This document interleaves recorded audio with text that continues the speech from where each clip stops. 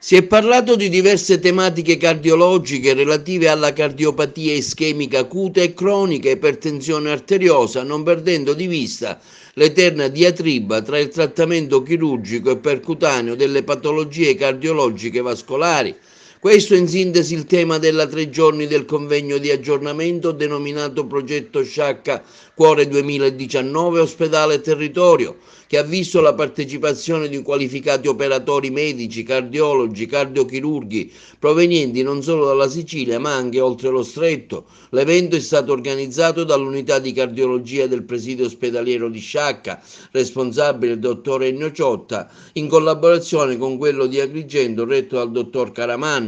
Possiamo fare un bilancio di questa iniziativa, un'iniziativa che vede tante cardiologie, non solo quella di Agrigento e Sciacca unite ma anche fuori Sicilia? Io veramente sono soddisfattissimo della presenza di tanti professionisti, di tanta gente anche della società civile che ci hanno arricchito della loro presenza, la presenza delle istituzioni, la presenza della deputazione regionale, la presenza dell'assessore, veramente tutto completo, mi sembra veramente che stia andando tutto bene. L'evento ha visto la partecipazione anche dell'onorevole Savarino, della Presidente della Commissione Sanità Ruvolo e la partecipazione dell'assessore regionale alla salute Razza. Un incontro come quello di oggi, che ha valenza nazionale, che richiama tutti i più importanti cardiologi siciliani e che li mette assieme per la individuazione di prospettive nuove, penso faccia onore al nostro territorio e fa piacere che in Sicilia si moltiplichino non soltanto eventi di formazione per i medici, ma che si moltiplichino le presenze dei più importanti professionisti italiani che scelgono il nostro territorio per avviare occasioni di confronto. A gennaio si è avviato il cronoprogramma, abbiamo concordato con il Ministero della Salute che in 18 mesi si sarebbe data piena attuazione, ora lavoriamo al territorio che è ampiamente importante. Avevamo detto al momento dell'insediamento del governo che il primo anno si sarebbe dedicato alla riorganizzazione della rete ospedaliera e il secondo anno alla riorganizzazione della rete del territorio, che è tanto importante quanto la rete ospedaliera. Intanto abbiamo dato un bel impulso alla stabilizzazione dei professionisti. Se io penso che in 12 mesi sono stati stabilizzati oltre 4.300 professionisti, parliamo di persone che qualche volta da 7, 8, 10, 12, chi anche 20 anni si trovava ad arrivare al Natale senza sapere se l'anno dopo si sarebbe rinnovato o meno il proprio contratto di lavoro. Abbiamo dato una iniezione di serenità al nostro territorio e questo era fondamentale, ma abbiamo anche messo in campo iniziative di assunzioni a tempo indeterminato per tutte le aree di emergenza. Dobbiamo proseguire su questa strada e già è in attività una commissione di lavoro che cercherà di dare immediata attuazione alle nostre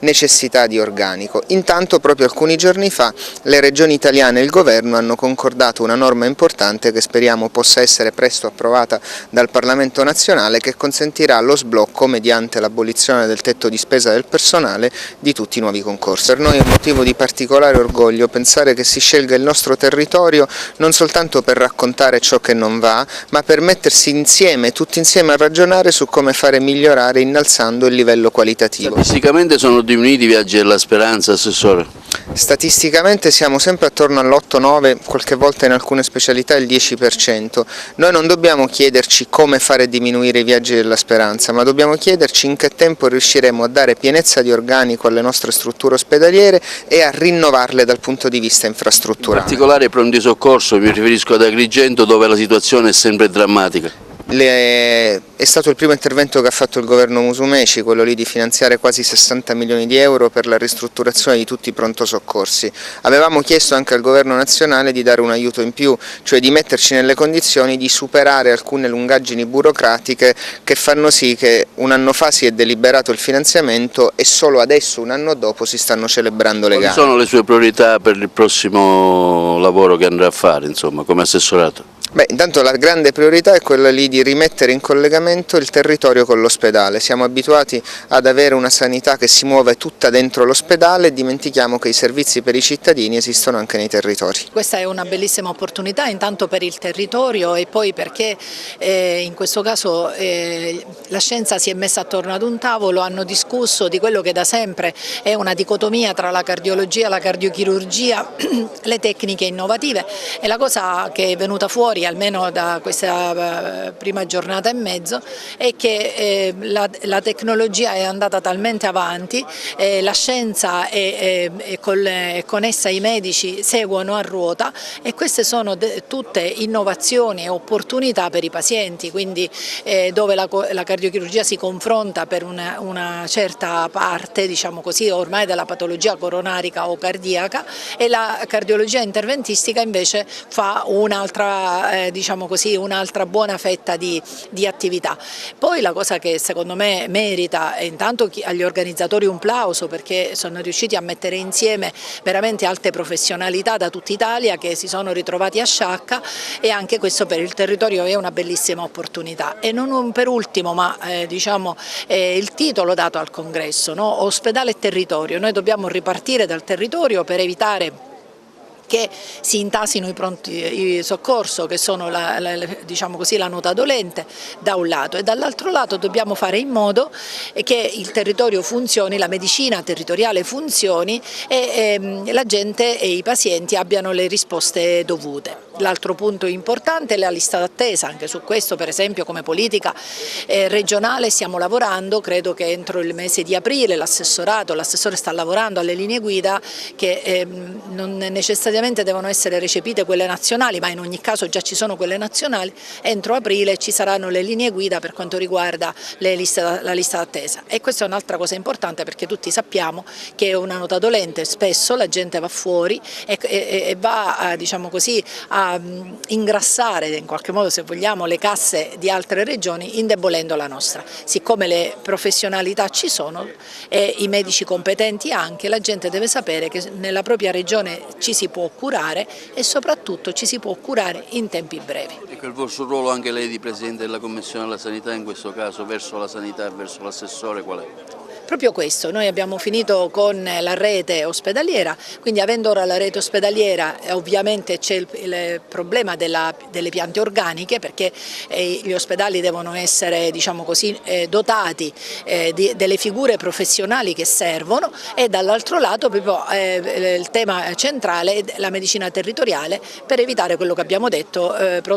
i pronto soccorso troppo intasati oppure liste d'attesa lunghissime. È importante qui a Sciacca l'incontro di tante cardiologie con anche il reparto di Agrigento, insomma diciamo, può essere un buon viatico anche per migliorare i livelli della nostra sanità? Assolutamente sì, noi abbiamo delle eccellenze nella nostra provincia, quella di Sciacca ne è un esempio, lo è stato nel passato, lo è tuttora, con giovani professionisti in gamba che riescono a dare alla sanità una marcia in più anche nella nostra provincia. In questi anni c'è stata un po' di trascuratezza nei confronti del territorio della provincia di Agrigento.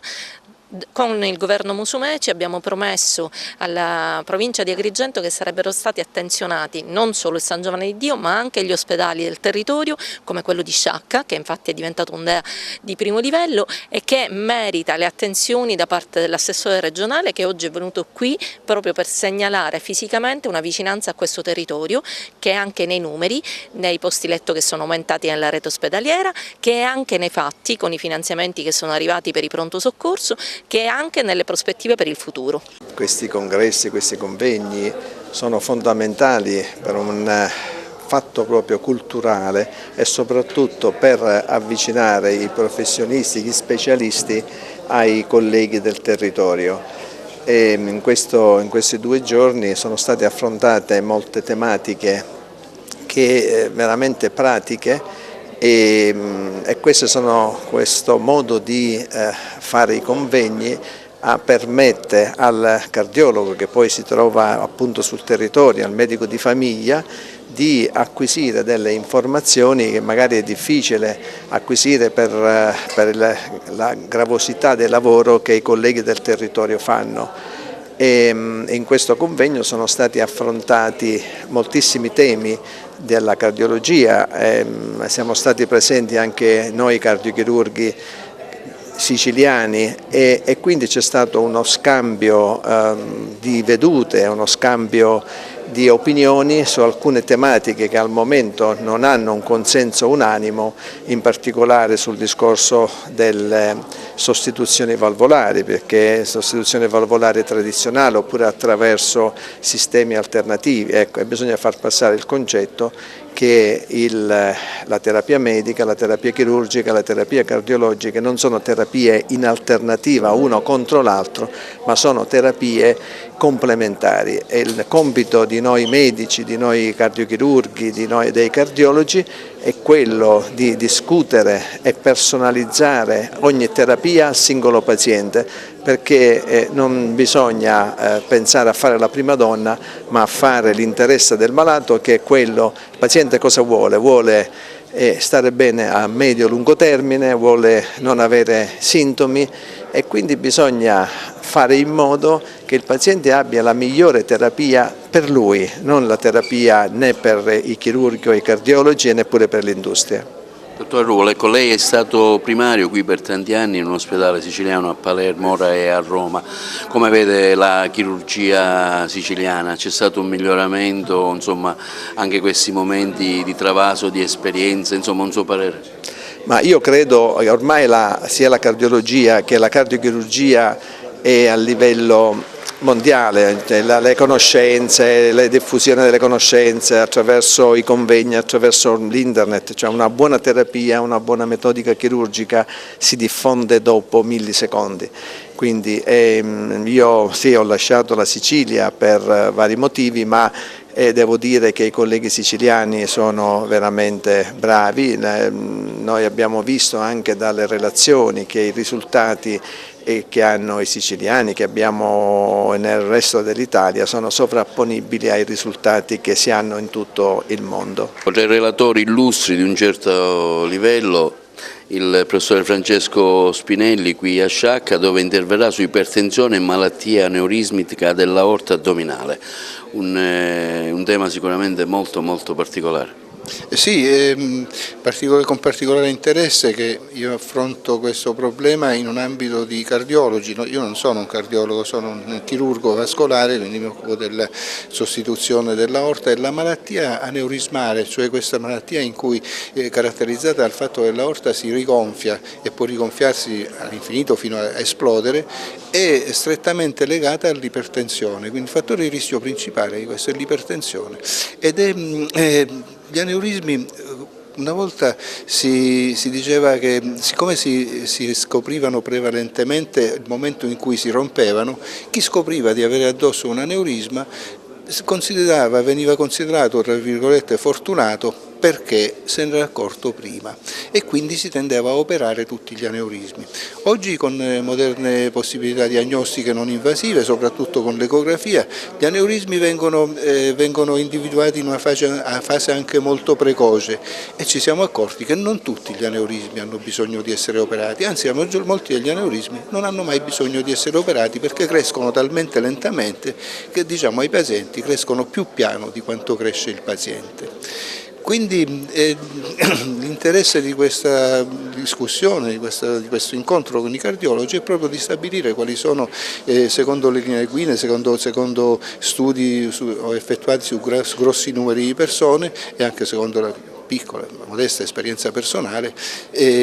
capire quali sono quei pazienti che devono realmente essere operati e in che modo anche debbano essere operati, perché abbiamo anche delle metodiche particolarmente poco invasive, metodiche che utilizzano un'alta tecnologia e che permettono di operare questa malattia anche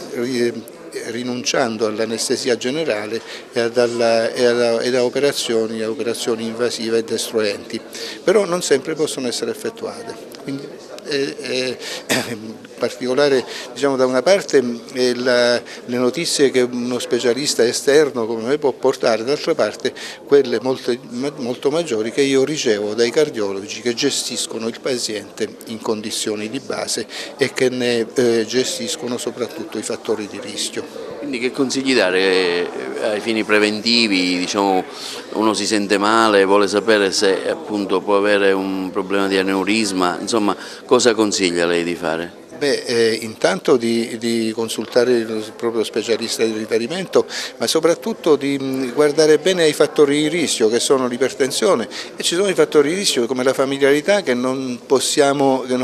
toglierci di dosso e che ci obbligano a essere particolarmente attenti allorché una persona della famiglia, un familiare stretto, soprattutto in linea di discendenza diretta, sia